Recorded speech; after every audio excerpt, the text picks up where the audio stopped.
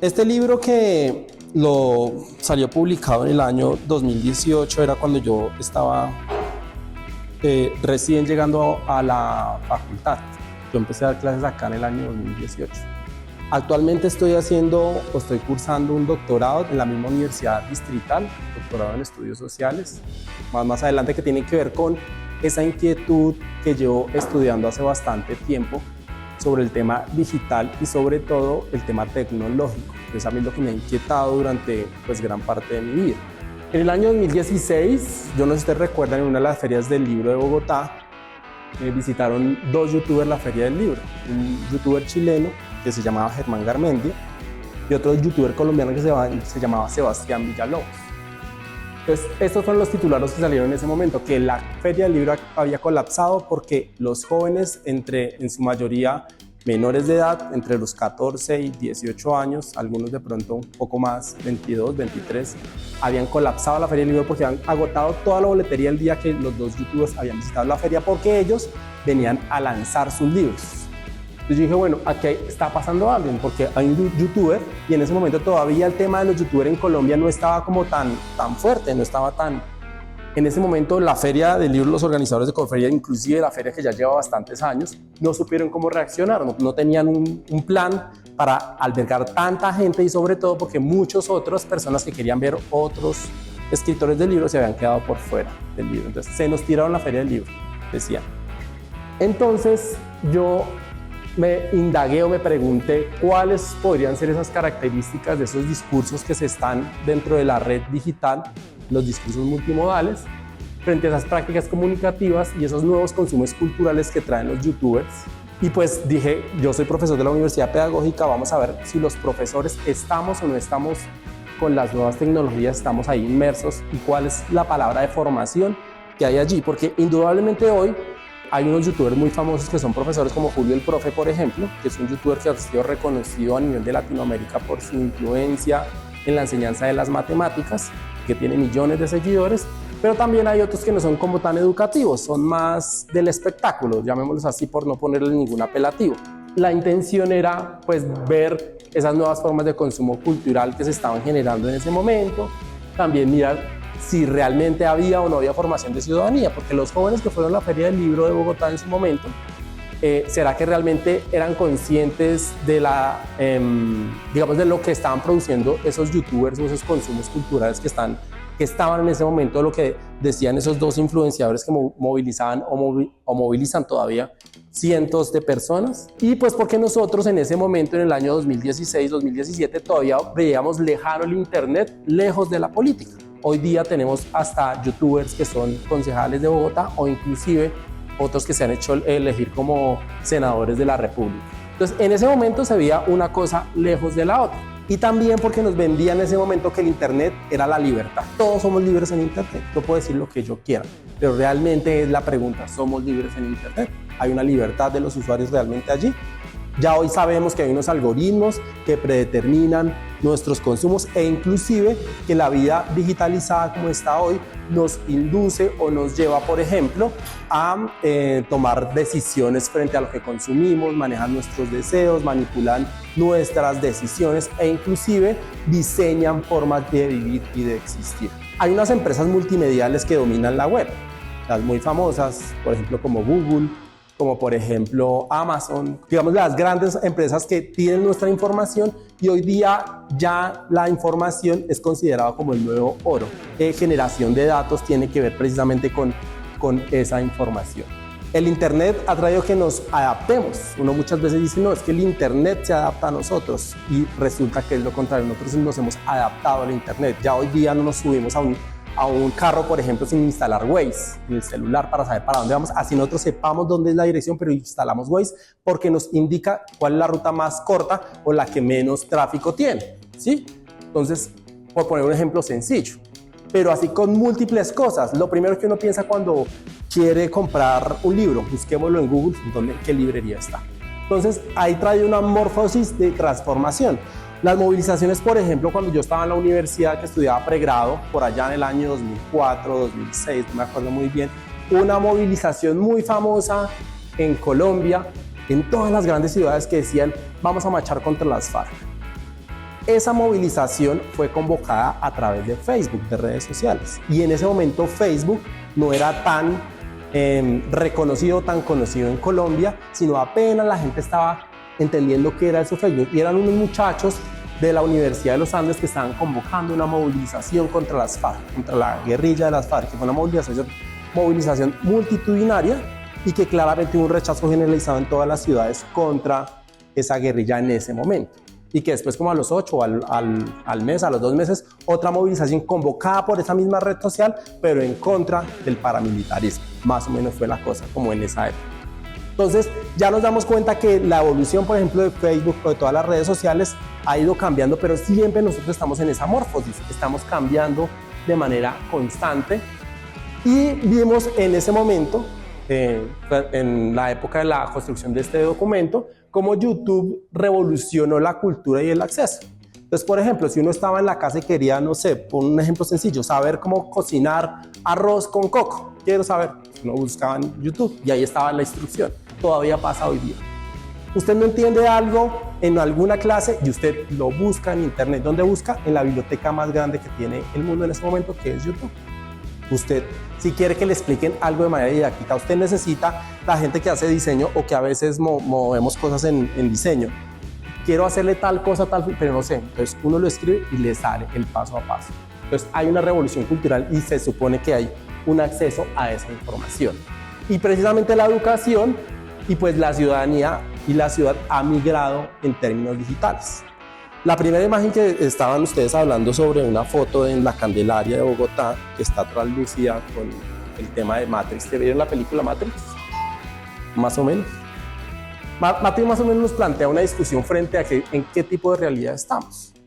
Y esa realidad digital en la que está inmerso en nuestros códigos binarios o el código de esa realidad que está metida dentro de un plano que nosotros nos vemos en este momento, pero que nos pone en discusión realmente cómo es que funciona, cómo estamos intrínseca la realidad, precisamente con la digitalidad.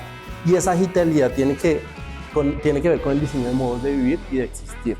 Y pues también que nos hemos valido de esos elementos para ver cómo se han mutado esas capacidades de organización de los ciudadanos. Entonces, el ejemplo que les ponía, por ejemplo, en Facebook, convocando a las FARC, o por ejemplo, cuando uno organiza un evento, una fiesta, lo primero que publiquemos en Facebook, invitemos a nuestros amigos. Ahí salen y uno le pone fecha, quiénes invita, quiénes no, no sé qué, y ahí está. Hay una pregunta, ¿el ciudadano toma decisiones a partir de sus acciones en la red? ¿Hay una realidad, hay una virtualidad? ¿Se diluye entre lo público y lo privado? ¿Si hay una exclusión simbólica o no frente al negado o a la negación del acceso a ciertos sectores? Entonces, por ejemplo, si hay una persona, si hay lugares todavía en Colombia donde cuando uno se va con su celular y no le coge la señal, no hay acceso a internet, no hay señal de teléfono, hay una negación frente al acceso de esa información. ¿Y esa negación a qué lleva? A que precisamente ciertos sectores puedan o no distribuir o puedan básicamente acceder a cierta información y a ciertos contenidos. Esa negación precisamente tiene que ver con eso. El documento está distribuido digamos como en 3 grandes momentos o en 3 grandes ejes. Uno que tiene que ver con la comunicación digital interactiva y nuevas ecologías de medios, que tiene que ver con el espectáculo, la liquidez, los fractales. Somos una sociedad líquida, pero también estamos fragmentados en esa red digital. Hay múltiples yo que están divididos, que se pueden consultar en cualquier momento. Hay un escenario digital, pantallas y las nuevas generaciones que están constantemente naciendo con las pantallas, lo que llaman los nativos digitales, que ya pues, se habla de otra manera. O ahí hay un ecosistema comunicativo que pues hay interfaces, medios y periodismo donde están metidos nosotros.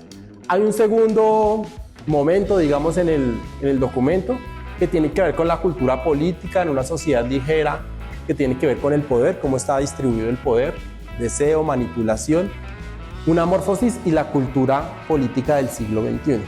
Y un tercer, digamos, como gran momento dentro del libro que tiene que ver con las redes sociales y los discursos multimodales, que son las sociedades en red, redes sociales, discursos youtubers y la cultura youtuber. Más o menos así es que está pues distribuido el documento. Allí, pues digamos, para construir o para dar a esta construcción se hizo una convocatoria pues, a la Universidad Pedagógica, a los estudiantes y profesores para que participaran de unos talleres que se desarrollaron dentro de la universidad. La intención era mirar cómo los profesores o los que se estaban formando como docentes en este momento leían la interpretación de la pedagogía a través de las redes sociales y sobre todo a través de la plataforma YouTube.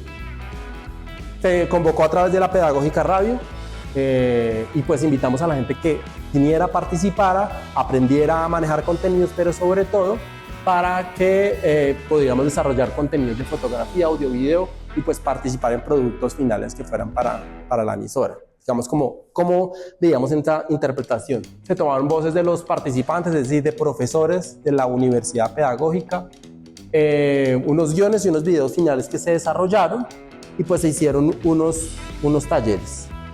Pues el libro o el documento está, digamos, teniendo unos desarrollos frente a eso que encontré en medio de la investigación que estaba desarrollando y pues el producto final pues fue esta publicación o esta investigación.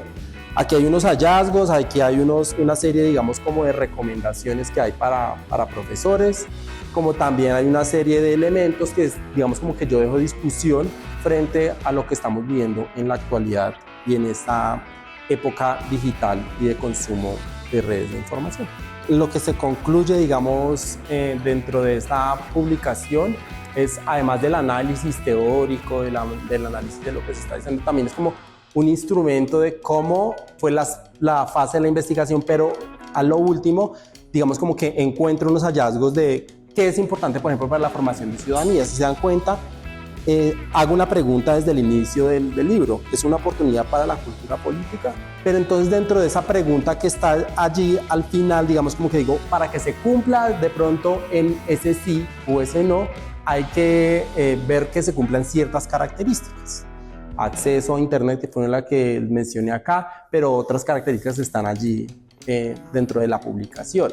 Y también interpreto, digamos, dentro de ya hoy, año 2025, que también en ese momento había una romantización frente al tema del Internet y el tema de las redes sociales. Hoy de pronto podríamos ser un poco más críticos con lo que sucede, pero también siento que en esa misma romantización del Internet o del acceso, pues muchos caímos en eso precisamente. En creer, por ejemplo, a personajes como J.P. Hernández y que la realidad pues terminó siendo otra. Y así pueden pasar con muchos, ¿no? Hoy día, por ejemplo, hay gente que no le da temor a hablar en redes sociales y decir yo soy de derecha, porque tiene su público, porque le están hablando, porque entendió cómo funciona el algoritmo, más o menos. Yo particularmente alrededor de esto, inclusive matriculé o propuse una electiva para el siguiente semestre que se llama Cuerpo, Texto y Tecnología, que tiene que ver precisamente con la hibridación máquina-cuerpo, cyborg, y nosotros que estamos trabajando en una facultad de educación física, el cuerpo cómo entra allí. ¿Qué tipo de cuerpo estamos hablando desde la digitalidad? Los invito, aprovecho para que los invito a que se inscriban a la electiva que es para el otro semestre, que se abre desde esta facultad. Nosotros pensándonos el cuerpo, pero ¿qué tipo de cuerpo? El cuerpo vivo que estamos nosotros o qué otro cuerpo cuando estamos en una era digital. Es más o menos lo que vamos a entrar en debate con otras facultades o con otros programas. El planteamiento que voy a precisamente partir desde esta electiva es que el cuerpo es editable. El cuerpo es texto y como es texto es editable. Y esa misma edición tiene que ver no solamente con el tema de la evolución sapiens o la evolución del cuerpo humano, precisamente porque hay unos que dicen que ya no vamos a tener dientes sino en 100 años va a ser eso una sola pieza, por ejemplo. O lo que dice que los dedos van a ser más alargados precisamente por el uso de los computadores o de las máquinas tecnológicas. Pero más allá del planteamiento del cuerpo vivo, el que tenemos acá, tiene que ver con eso, el cuerpo hasta dónde es editable y hasta dónde no. Y el cuerpo como texto, entendiendo que el cuerpo no es solamente el cuerpo vivo, sino también el cuerpo que no es vivo. Hay organismos celulares y hay organismos no celulares. Hay organismos vivos y hay organismos no vivos y que se mezclan o se entremezclan en esa, que son discusiones que vamos a tener dentro de la electiva. Pero de todas maneras, los invito a que adquieran el libro para que también dentro de la electiva podamos conversar sobre esto. Y lo otro es que, pues precisamente la publicación que estoy pensando en este momento tiene que ver con un tema de ficcionalización. Porque desde la ficción o desde la ficcionalización, no solamente del cuerpo, sino de la realidad, uno puede hacer crítica, puede imaginarse otros momentos, otros sucesos y que también lo llevan a uno a discutir sobre esto que estamos viviendo, cambio climático, violencia de género, discriminación, etcétera, etcétera. ¿Listo? Muchísimas gracias a todos y a todas por escucharme.